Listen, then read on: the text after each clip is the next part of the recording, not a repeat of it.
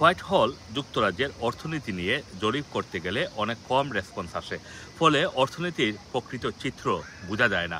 এতে bank of ইংল্যান্ডের interest rate সহ বিভিন্ন পলিসির জন্য সঠিক সিদ্ধান্ত নেওয়া সম্ভব হয় না। এই অবস্থায় ব্রিটিশদের তাদের চাকরি, আয় এবং স্বাস্থ্যের অবস্থা সম্পর্কে কর্মকর্তাদের কাছে বিস্তারিত তথ্য দিতে বাধ্য করা হতে পারে।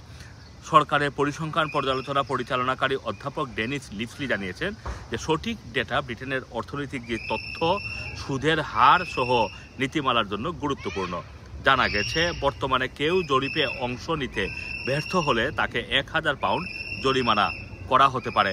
অন্যদিকে জাতীয় পরিসংখ্যান অফিসের জরিপে অংশ নিতে অস্বীকৃত জানানো ব্যবসা প্রতিষ্ঠানগুলোকে আদালতে নিয়ে যাওয়া হতে পারে এবং তাদেরকে 2500 পাউন্ড পর্যন্ত জরিমানা করার চিন্তাভাবনা করছে সরকার।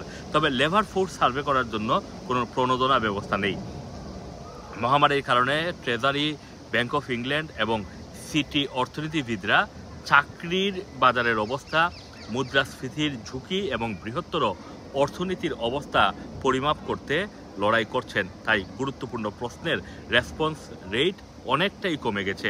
জানা গেছে 2021 সালে 97% পরিবার আদমশুমারি সম্পন্ন করেছে।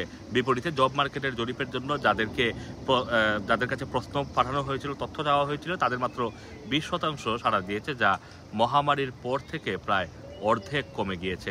অধ্যাপক লিভসলি জানিয়েছেন সেন্সাস বা আদমশুমারিতে ব্রিটিশদের সাড়া দিতে বাধ্য করা হলো সর্বশেষ উপায়। এসব সাক্ষাৎকার মানুষকে সাহায্য করবে এবং অর্থনৈতিক যেই সিদ্ধান্তগুলো, যেগুলো আসলে সমাজে পজিটিভ এবং অথবা ইতিবাচক যে প্রভাব ফেলার সুযোগ রয়েছে, সেই সিদ্ধান্তগুলো নিতে সহজ হবে।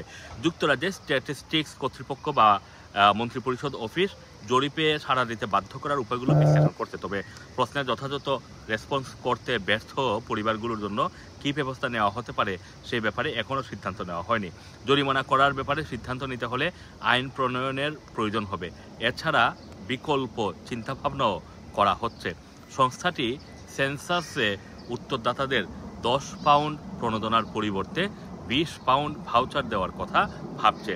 কোভিড প্যান্ডামিকের আগে এই প্রণোদনা ছিল 5 পাউন্ড। আসম রানার টিভি, লন্ডন।